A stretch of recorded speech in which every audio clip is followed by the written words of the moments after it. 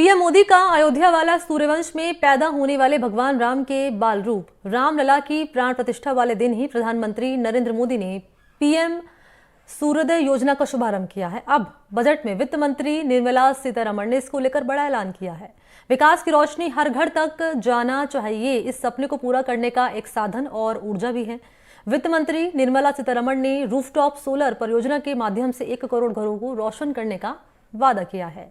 इससे हर परिवार को 15 से 16 हजार रुपए की बचत हो पाएगी। दरअसल सरकार की तरफ से सोलर पैनल लगाने के लिए सब्सिडी भी दी जाती है।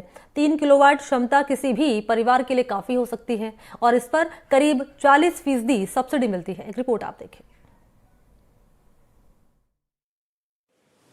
इस विधेयक के प्रति देश के सभी राजनीतिक दलों की सकारात्मक सोच होना, ये हमारे देश की नारी शक्ति को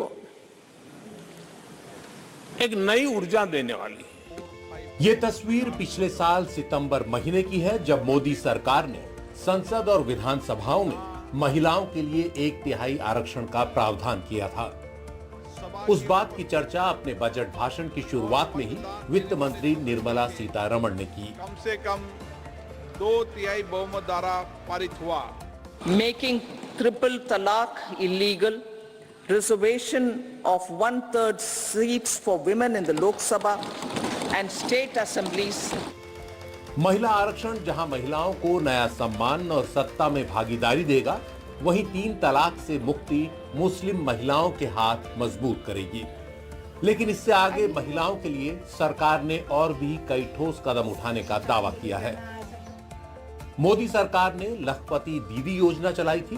वित्त मंत्री निर्मला सीतारमण के मुताबिक इसके तहत 1 करोड़ महिलाएं लखपति दीदी बन चुकी हैं, जबकि 9 करोड़ महिलाएं लखपति दीदी योजना का लाभ उठा रही हैं, यानी उनके जीवन में काफी बदलाव आया है।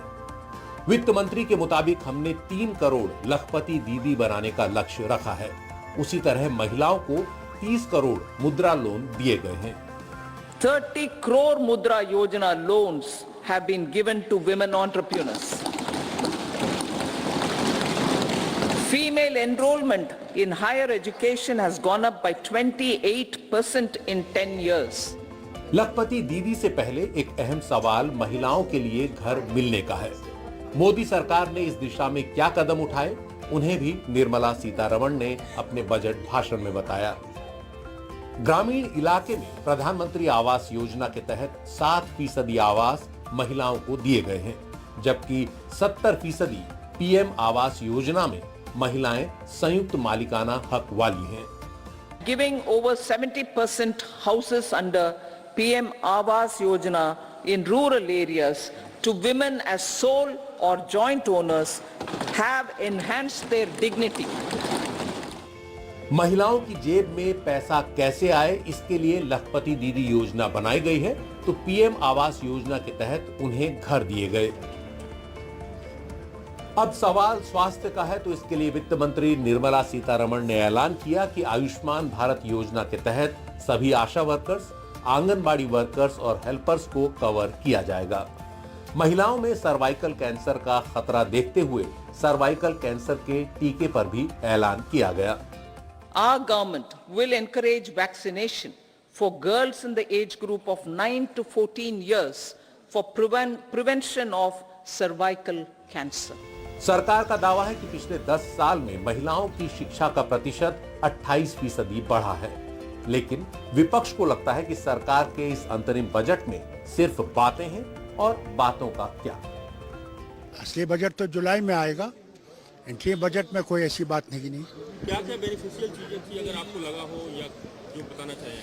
मुझे कुछ बताना नहीं है, ये तो वही पुराना बजट चल रहा है। मौका चुनाव का है, इसीलिए चुनावी साल में आधी आबादी के सशक्तिकरण के लिए उठाए गए कदमों का लाभ सरकार को मिल सकता है। Bureau report, NDTV India.